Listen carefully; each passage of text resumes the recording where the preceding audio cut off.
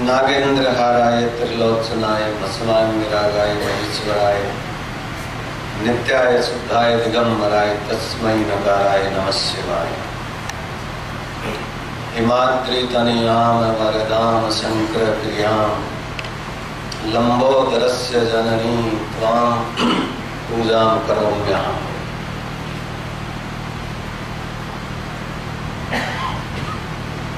विद्या भारती के संरक्षक सम्मानीय भाई जी, सम्मानीय अध्यक्ष जी, विद्या भारती के समस्त सम्मानीय पदाधिकारीगण, उपस्थित सम्मानीय समस्त सम्मानीय बंधुगण और मेरी बहनें, विषय आज की परिस्थितियों के बहुत अनुकूल है। आज आधुनिक युग में सबसे बड़ी आवश्यकता इसकी है। नास्तिकाम समो व्याधि, नास्ति मोह समो रिपु, नास्ति क्रोध समो वही नास्ति ज्ञानात् परम सुखम। कि काम से बढ़कर के कोई व्याधि नहीं है, मोह से बढ़कर के कोई शत्रु नहीं है, क्रोध से बढ़कर के कोई अग्नि नहीं है, और ज्ञान से बढ़कर के कोई सुख नहीं है। लेकिन ज्ञान कैसा हो? जो हमारे अज्ञान को तो मिटाता ही हो, लेकिन हमारे अहंकार को पोषण न करे, ऐसा ज्ञान चाहिए। जबकि आज हम चारों तरफ देख रहे हैं कि वो इसके विपरीत ही रहा है। हमारा अतीत बहुत गौरवशाली रहा है, और उसके दो मुख्य कारण रहे हैं। जैसा कि मुझसे पूर्व अध्यक्ष जी ने बोलते हुए कहा है, ज्ञान विज्ञान में हम किसी से पीछे नहीं थे, ये भी एक कारण था। दूसरा कारण था कि चरित्र जो कि इस धरा को, इस भारतवर्ष की सनातन परंपरा की देन है। इन दोनों चीजों में हम लोग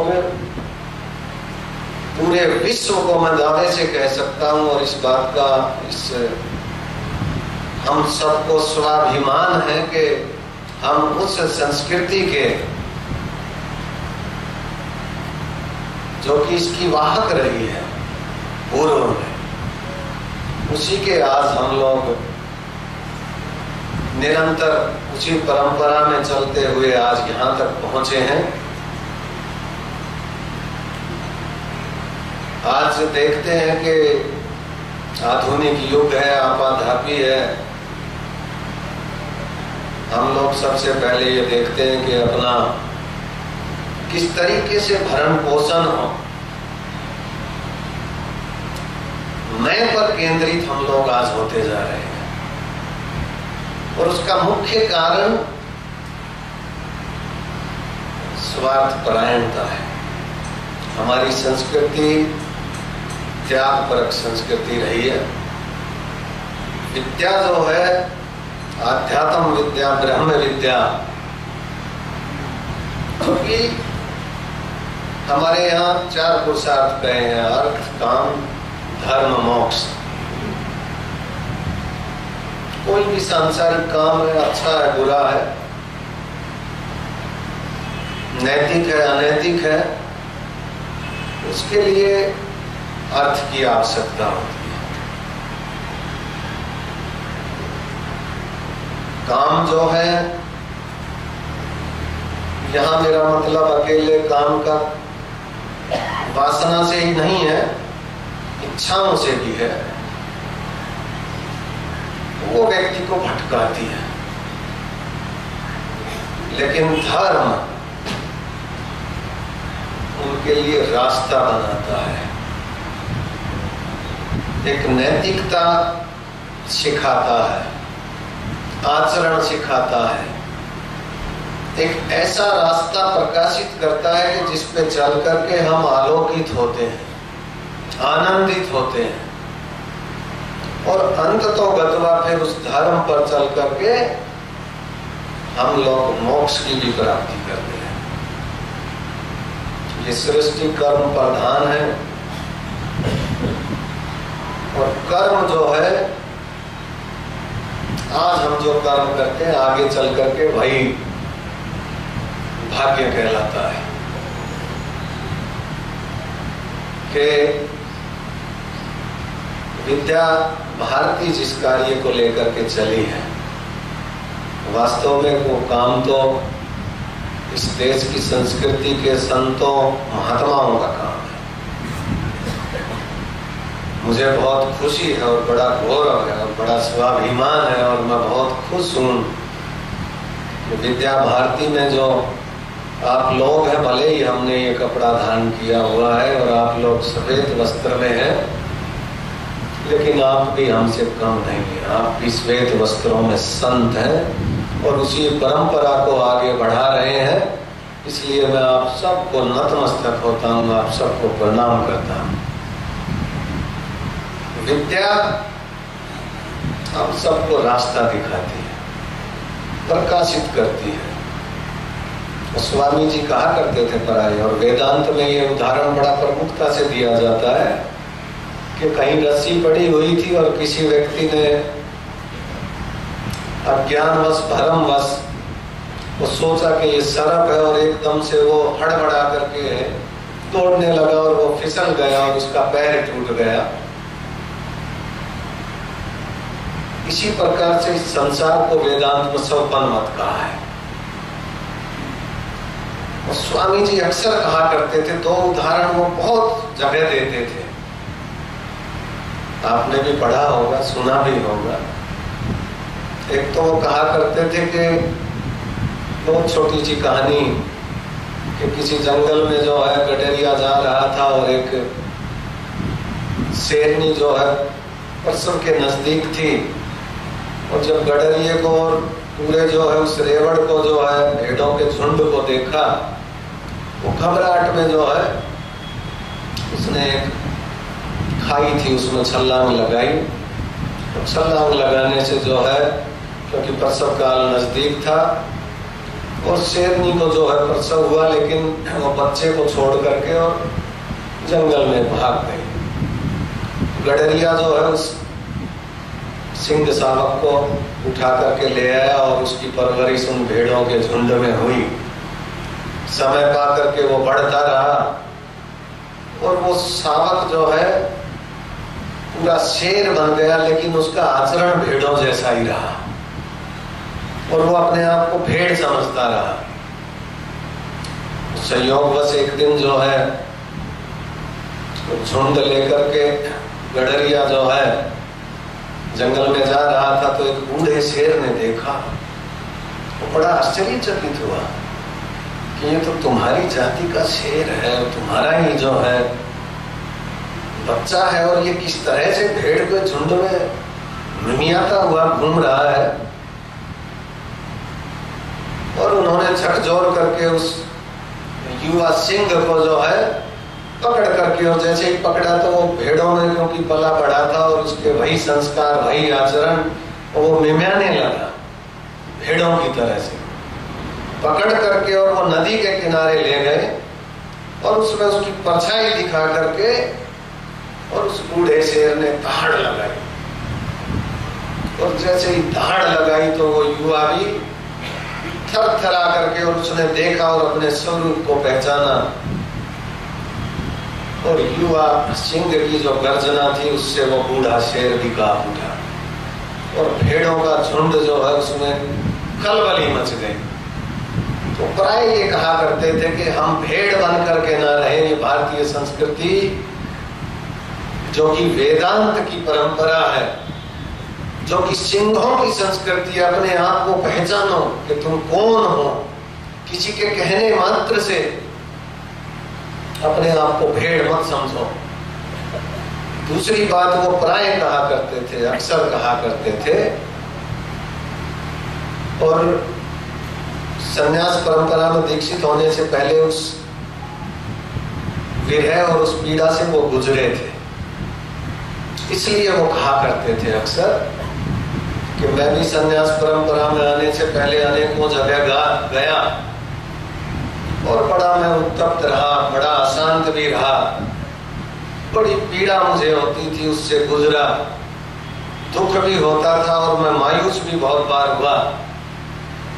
लेकिन जैसे ही एकांत में बैठ करके अपने संस्कृति और अपनी सभ्यता को देखता था, अपने अतीत को पढ़ता था, जानता था, सुनता था, तो मैं फिर जो है मेरा अंतःकरण झकझोर उठता और मैं फिर लगता, और उसी के परिणाम से वो भिन्न भिन्न जगहों पर भटके और उसी भटकन से रास्ता निकला। और उन्हीं दिनों पश्चिमी बंगाल में बहुत बड़े तार्किक हुए केशव, और वो अपने तर्कों से सब लोगों को चुप कर देते थे। उनके भी संपर्क में वो आए, लेकिन उनकी प्यास नहीं बुझी, तृप्ति नहीं हुई, हृदय जो है फिर भी तड़पता रहा। और उसी सिलसिले में आकर के एक दिन रामकृष्ण परमहंस जी के चरणों में आए, जो कि बिल्कुल सांसारिक रूप से जिसको हम आज शिक्षा कहते हैं, उसका उनको बोध नहीं था। वो बहुत पढ़े लिखे नहीं थे परमहंस जी,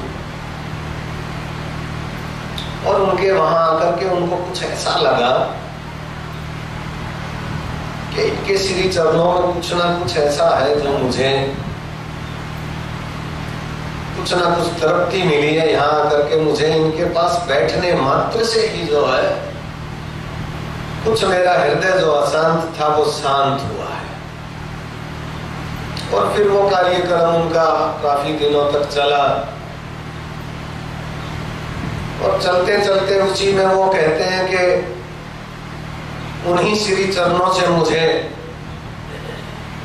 ये बोध हुआ कि इस भारतवर्ष की जो गरीबी है, जो कुपोषण है, जो अज्ञानता है, जो अंधकार है, जो इस गौरवशाली परंपरा में जो है ऐसा क्या रहा कि जो हम लोग इतने गिरते चले गए। यानी जो भारतवर्ष कोई ऐसे ही नहीं विश्व गुरु रहा है। जैसा अभी आपने कहा था कि ज्ञान विज्ञान में हम बहुत आगे रहे हैं, तो दोनों ही चीजों में हम उस वक्त हम विश्व गुरु कहलाए हैं कि जब ज्ञान विज्ञान भी अपनी चरम अवस्था पर था, और हमारा आचरण, हमारा चरित्र, हमारी नैतिकता भी जो है वो भी, उसमें भी हम बड़े सबल थे। तब जाकर के हम धर्म गुरु, विश्व गुरु कहलाए थे। हम देखते हैं वेदों में जितना भी ज्ञान विज्ञान इस जगत में है, सब वेदों में उपस्थित है। मनीषियों ने, ऋषियों ने, मुनियों ने बड़ा चिंतन करके, मनन करके, उसमें से मंथन करके, नवनीत निकाल निकाल करके भिन्न भिन्न ग्रंथों के रूप में एक एक विषय को लेकर के और उस पर बड़ा रिसर्च करके आज हम देखते हैं कि भारद्वाज मुनि का जो विमान के बारे में उनका ग्रंथ है, आज ऐसा विमान नहीं है विश्व में जिस प्रकार के विमानों का उन्होंने वर्णन किया है। हमारे शास्त्रों में उल्लेख आता है, महाभारत में उल्लेख है कि अर्जुन जो अमंगल ग्रह पर गया। हमारे शास्त्रों में उल्लेख आता है हम चंद्रलोक की यात्राएं की, दूसरे ग्रहों में गए, दूसरे ग्रहों के प्राणी यहाँ आते थे। आज से 50-60 साल पहले ये बातें कपोलकल्पित लगती थी। आज से 20-30 साल पहले कौन मान सकता था कि भाई इस तरह से इंटरनेट या फैक्स की मशीन कि हम यहाँ कागज लगाएं और 1000 किलोमीटर दूर पर भी वो कागज इनका निकलाएगा, कि किस तरीके से जो है इंटरनेट के माध्यम से हम सारी की सारी जो है सूचनाएं जो हमको एक ही जगह मिल सकती है। किस तरीके से जो है हम लोग मेल के जरिए से चाहे लाख पन्नों को निकाल ले, वहां कौन इन बातों के बारे में सोच सकता था। आज मान लीजिए तृतीय विश्व युद्ध हो जाए तो कल्पना कर सकते हैं हम कि ये जितना ज्ञान विज्ञान है वो आज तृतीय विश्व युद्ध अगर हो जाए तो ये सब नष्ट हो जाए। लेकिन कुछ एक लोग अगर बचेंगे तो आने वाली पीढ़ियों को बताएंगे कि पहले ऐसे ट्रेन होती थी, ऐसे हवाई जहाज थे, ऐसे जो है रॉकेट होते थे, इस तरह का सारा ये ज्ञान विज्ञान था, इस तरह का मिसाइल था, इस तरह। वो कहेंगे फिर कहाँ है, दिखाओ आप, कहाँ गया, ये तो सब कपोल कल्पना है। तो ये ऐसा पहली बार नहीं हो रहा है, सभ्यताएं उत्थान को गई हैं, पतन को भी आई हैं। आज हमारे पास दुर्भाग्य देखो, यानी सब कुछ होते हुए आज हम पूरा विश्व, पूरा मानव समाज ऐसी स्थिति में पहुंच गया है कि उसके आगे रास्ता नहीं दिखाई देता। इतना परमाणु जखीरा आज इकट्ठा हो गया है कि पागल राजनीतिज्ञों से ये अपेक्षा की जा सकती है कि वो कभी ना कभी किसी एक हिटलर, नेपोलियन जैसे को, किसी एक सिकंदर जैसे के दिमाग में कीड़ा जगे और बटन दबा दे तो पूरी सभ्यता और संस्कृति नष्ट हो सकती है। और हमारा विश्वास देखो, आप ऐसे सिर फिरोगा कि इतना जखीरा इकट्ठा किया हुआ आज के पृथ्वी को, पूरी पृथ्वी को हजारों बार नष्ट कर सकते हैं। एक बार का भरोसा नहीं है, वो सोचते हैं कभी बच ना जाए और उसी में लगे हुए। आज आवश्यकता उसी बात की है कि उसी नैतिकता, उसी चरित्र, उसी आचरण के दायरे में रहते हुए हम इसी ज्ञान विज्ञान को, इसी ऊर्जा को, ऊर्जा वही है। आज अगर ज्ञान से रहित एक बच्चे के हाथ में तलवार है, या तो वो खुद लहूलुहान होगा या दूसरे के प्राण लेगा। स्थिति यही है आज। इसलिए सबसे बड़ी आवश्यकता है विद्या की, ज्ञान की, संस्कार की और चरित्र और आचरण की, जो कि हमारा मूल रहा है अतीत में, और उसी से हम आगे बढ़े। उसी दायरे में रहते हुए हम लोगों ने पूरे विश्व को जगाया है समय समय पर। और मुझे बहुत खुशी है ये कहते हुए कि आपकी परिषद के द्वारा जो है ऐसे संस्कार बच्चों में दिए जा रहे हैं और इस तरह का कार्य हो रहा है, वास्तव में सबसे बड़ी तपस्या है। किसी भटके हुए को, किसी रास्ता ढूंढते हुए को, किसी को अंधकार में से प्रकाश में निकालने का काम जो है वो करना सबसे बड़ा पुरुषार्थ का और सबसे बड़ा पुण्य का है। क्योंकि ज्ञान और विकास का कोई अंत नहीं है, कोई सीमा नहीं है। जितना ज्ञान को हम जानते चले जाएंगे उतना हम लोग अपने आप को छोटा मानते चले जाएंगे। और ये आध्यात्मिक ज्ञान, जो ब्रह्म विद्या, जिसके बारे में कि आइंस्टीन जैसा भी वैज्ञानिक जाकर के विज्ञान की अति तक जाकर के और फिर कहता है कि आध्यात्म वहां शुरू होती है जहां विज्ञान खत्म होता है, वो विज्ञान दूसरा है, वो सूक्ष्म विज्ञान है। उसको आज अगर हम भौतिक औजारों के साथ परखना चाहें या भौतिकता से परखना चाहें तो नहीं परख सकते। उसके अपने गणित है। गणित की जहां बात चली,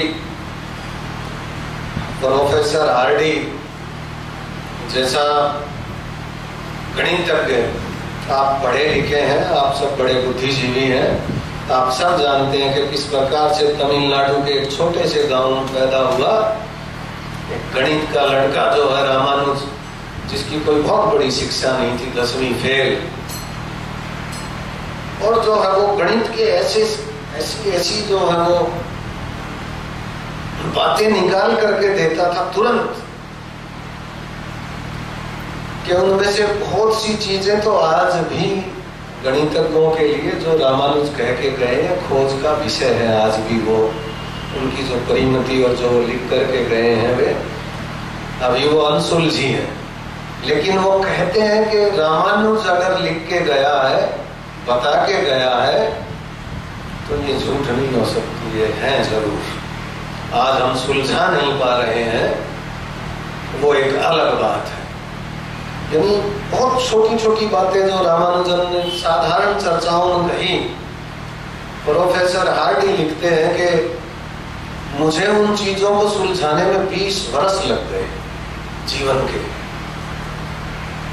तो ऐसा ज्ञान और विज्ञान हमारा आध्यात्मिक ज्ञान रहा है, ऐसा हमारा वैभव रहा है। लेकिन क्या कारण रहे जो सब नष्ट हो गया? हम अपने आचरण से, अपने चरित्र से उसमें दोष आता चला गया,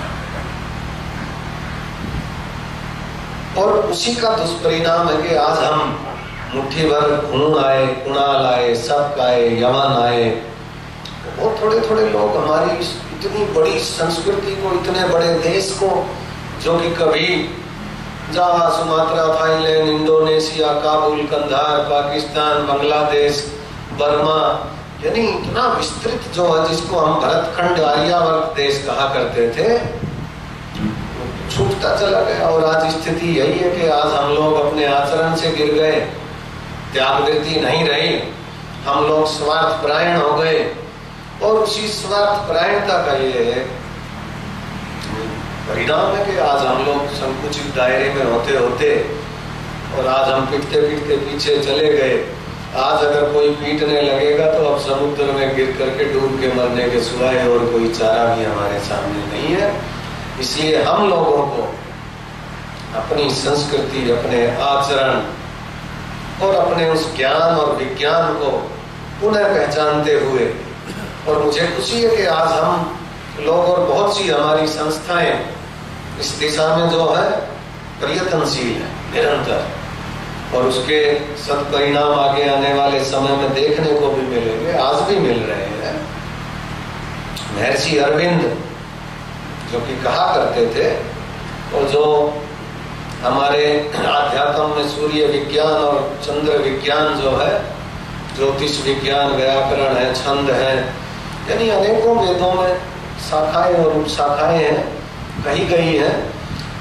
हमारे जिस पंथ से मैं आता हूँ, महायोगी गुरु गोरक्षनाथ जी ने कहा है, सिद्ध सिद्धांत पद्धति नाम का जो ग्रंथ है, उसमें बड़ा पूरे विस्तार के साथ इस पूरे ब्रह्मांड की और इस शरीर की रचना, उसका बड़ा व्यापक जो है उसमें वर्णन, और बहुत सूक्ष्म, अति सूक्ष्म वर्णन, जिसको आज हम कहते हैं कि वाणी 4 प्रकार की के परापश्यंती, बैखरी और मध्यमा, किस प्रकार से इस सृष्टि की उन्नति हुई, किस प्रकार से इसका उद्भव हुआ, किस प्रकार से इसका विकास हुआ, और किस किस तरीके से उन्होंने तो यहाँ तक कहा है कि इसका जो है, हमारे यहाँ तो समय की बहुत बड़ी कल्पना की गई है कि 4,32,000 वर्ष का कलिकाल है, उससे जब दुगना जो है द्वापर रहा, 3 गुना त्रेता, 4 गुना सतयुग, 43,20,000 वर्ष का एक चतुर्युगी हमने माना है, और 71 चतुर्युग बीतते हैं तब उसको ब्रह्मा जी का एक दिन माना है, उतनी बड़ी उनकी रात मानी है। और जो है ब्रह्मा जी की आयु फिर 100 वर्ष मानी, यानी काल का जो अनंत जो है विस्तार हमारे यहाँ, हमारी संस्कृति में माना है। आज गणित की हम बात करते हैं, चाहे दशमलव है, चाहे शून्य है, चाहे जितनी भी गणित की खोज है, और टोटली जितनी साइंस है आज, वो गणित पर टिकी हुई है। अगर हिसाब ना हो, गणित ना हो, चाहे ज्योतिष, आज हम खिल्ली उड़ा लेते हैं, क्योंकि ज्योतिष का जो ज्ञान है वो पूर्ण रूप से वैज्ञानिक है। 2 और 2 4 कल भी थे, आज भी है, परसों भी रहेंगे। मैंने 2 और 2 4 लगा दिया, मैं ठीक हूँ, मैं 3 लगा गया तो मैं गलत हूँ, लेकिन गणित गलत नहीं। तो गणित जैसी विधा हमारे आचार्यों ने, हमारे ऋषियों ने, सभी ने दी। और मैं जो दूसरी बात कह रहा था स्वामी जी की, कि किसी का अंधानुकरण ना करो। अक्सर हम लोग करते हैं, चाहे एडवर्टाइज किसी चीज की, आज हमारी संस्कृति पर ऐसा हमला जो है प्रिंट मीडिया द्वारा और जो है इलेक्ट्रॉनिक मीडिया द्वारा हो रहा है, जिस प्रकार से जो है हम रोज देखते हैं अपने जीवन में कि किस प्रकार से जो है लाइट जलती है और उस पर पतंगे जा करके ढेर के ढेर जा करके टकरा करके मरते हैं। आज स्थिति हमारी वो है, क्योंकि अंधानुकरण, जिसको हम शिक्षा कहते हैं, मैं उसको शिक्षा नहीं मानता, वो सूचनाएं जरूर है, सूचनाएं एकत्रित जरूर कर रहे हैं, वो विद्या नहीं है। विद्या वही है जो आचरण सिखाए, संस्कार सिखाए। और उसी अंधाकरण के लेकर के स्वामी जी एक कहानी कहा करते थे कि किसी देश में जो है नक्टों की जमात हो गई बड़ी, और वो कहा करते थे कि एक बहुत बदमाश और उलूल जुलूल टाइप का एक युवा जो रास्ता भटका, किसी संत के पास जंगल में गया और उन्होंने कहा कि मुझे आप शिष्य बनाइए। संत ने कहा कि हम ऐसे वैसे को शिष्य नहीं बनाते, उसके लिए बड़ी हिम्मत चाहिए। बदमाश तो जो है उनमें साहस की और उतनी ये विशेषता तो होती है। उसने कहा कि बिल्कुल हम जो आप कहेंगे वो करके दिखाएंगे, कि उसके लिए नाक कटानी पड़ेगी। संत जी का कहना था और उसने उठा के छुरी और नाक काट के फेंक दी। परिणाम के बारे में सोचा ही नहीं, लेकिन जैसे ही नाक काटी और दर्द के मारे कराया लहूलुहान हो गया और जंगल को भाग गया। तो दूसरा कोई आया, उस नकटे को मिला और उसने कहा कि मैं जो है आपका शिष्य बनना चाहता हूँ, आप तो बड़े ज्ञानी में मालूम होते हैं, आप जंगल में रहते, उसके लिए ऐसे ही थोड़ी नाक कटानी पड़ेगी। और इस तरह से करते नक्टों का एक संप्रदाय बन गया, एक दूसरे की नकल करते हुए, और होते होते राजा तक बात पहुंची। बहुत पहुंचा हुआ जो है नक्टों का गुरु है। राजा उसकी शरण में गया। वजीर ने कहा कि जरा ठहरो, पहले मैं जो जांच परख कर लूं, ऐसा ना हो कि जो थोड़ी बहुत आप उधर जा रहे हैं जाड़े मात्र से ही नाक कट गई, लेकिन थोड़ी बहुत जो बची हुई है वो ना कट जाए, इसलिए मुझे परखने दो। वो जाकर के देखा और उनको कुछ समझ आया कि ये तो अपने ही गांव का जो है मेरा ही सहपाठी ऐसा दिखाई देता है, ये शक्ल से हो ना हो ये वो हो। उसको एक तरफ ले करके गए और कहा कि तू फला नाम का वही है, मैंने पहचान लिया कि आज सुबह तू बताना मत किसी को। नक्टा जो है आया राजधानी में और उसने कहा कि मेरे पास ऐसी विद्या है कि मैं सीधे स्वर्ग के दर्शन कराता हूं, और लोगों को ठगने लगा। और लोग ऐसे पागल, यानी एक दूसरे को देख करके उसके पीछे सिर्फ अज्ञान, बस सिर्फ कह देने मात्र से, एडवर्टाइज करने से। और जो है उसने कहा कि स्वर्ग के दर्शन मैं यहाँ इस कोठरी में ले जा करके कराऊंगा, जो भी जाता हो बड़ा प्रसन्नचित होकर के आता, हाँ बड़े स्वर्ग के दर्शन। राजा कहने लगा, होना हो कि ये ठीक है, तुम्हारी बात मान लेते हैं कि तुम्हारे गांव का जो है एक बदमाश व्यक्ति रहा होगा, लेकिन जंगल में रहा है, महात्माओं की संगत में रहा है, बड़ा तप तपस्या की है, कोई ना कोई सिद्धि होगी, मैं भी जाता हूं जरा। राजा गया और राजा उस कोठरी में ले जाया गया। तो राजा ने कहा कि मुझे तो दर्शन नहीं हुए महाराज जी, कि इस तरह से थोड़े ही होंगे दर्शन, उसके लिए राजसी वस्त्र उतारने पड़ेंगे, और जिस तरह से मैं कहूंगा उस तरह से आचरण करना होगा। राजा उसी तरह से करता गया और राजा को बिल्कुल नग्न उस कोठरी में कर दिया गया कि हुए स्वर्ग के दर्शन के नहीं हुए। कि तो जो असल माँ बाप का होगा ना, ये उसको दर्शन होते हैं कि हो गए। यानी हम लोग इतने अज्ञानी, इतनी जो है उसमें, इस बात को अक्सर कहा करते थे स्वामी जी इस कहानी को, कि हम लोग ऐसा आचरण, ऐसा ज्ञान का जो पाखंड है, हमारे शास्त्र कभी नहीं कहते, हमारी विद्या कभी नहीं कहती कि अज्ञानी बनो, अंधकार में भटको। हमारे शास्त्र, हमारे ऋषि, हमारे मुनि हमारा धर्म बड़ा वैज्ञानिक रहा है, लेकिन उसके जांचने और परखने के तरीके बहुत अलग हैं। आज जिस युग में हम जी रहे हैं, ठीक है, व्यक्ति को अपना पेट भरने के लिए अपना भरण पोषण, परिवार की वो आवश्यकताएं हैं वो पूरी करें, लेकिन उसका मतलब ये नहीं है कि हम सब कुछ पाएं और अपने आप को ही खो दें। तो वो पाना नहीं है, वो तो खोना है। हम सब कुछ पाएं एक नीति के द्वारा, मर्यादा के, आचरण के दायरे में, नैतिकता के दायरे में रहते हुए, और वो सारी चीजें हमारी परंपरा में, हमारे शास्त्रों में, हमारे धर्म ग्रंथों में, हमारी संस्कृति में। यानी आज ऐसा दुष्प्रचार किया जाता है कि हिंदू तो संकीर्ण, बड़े सांप्रदायिक है, लेकिन हिंदू संस्कृति बहुत पहले से कहती है कि वसुधैव कुटुंबकम की भावना को लेकर के, अगर वो संकीर्ण हो तो ये भावना नहीं आ सकती थी। पूरा विश्व जो है परिवार, अच्छे से याद है, मैं हनुमानगढ़ रहा करता था तो एक कम्युनिस्ट नेता मेरे पास आए, मैं बाजार में गया हुआ था और वो देख करके कहने लगे, बाबा जी आप तो ये कपड़े पहन रहे हो, हमारा तो झंडा भी लाल है।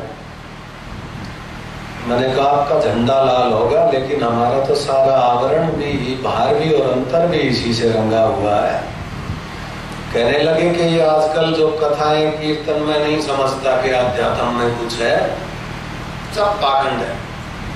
मैंने कहा वो कैसे? कि लोग जो है जाते हैं झुंड के झुंड लाखों, और जो है लुट पिट के और सुन करके बैठ करके आ जाते हैं, कितना समय बर्बाद होता है।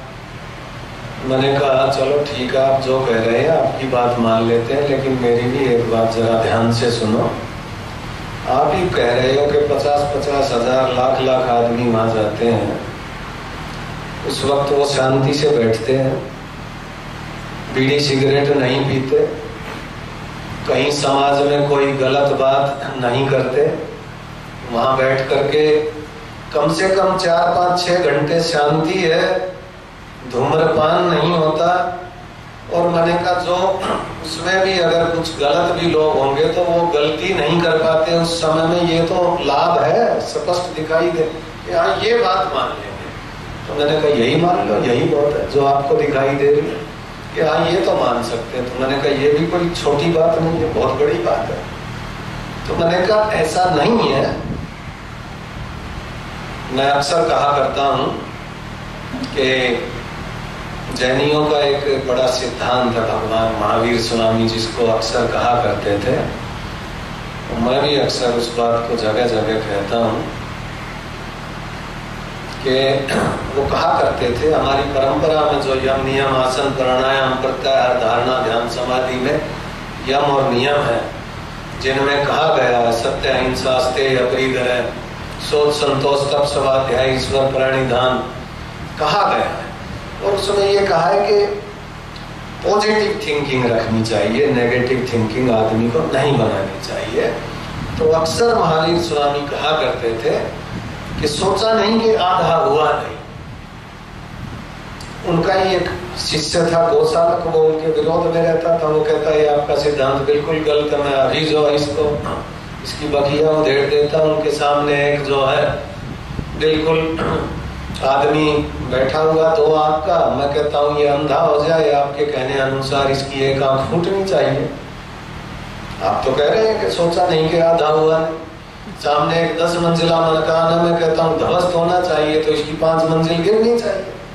उन्होंने कहा कि ऐसा नहीं है, सोचने मात्र से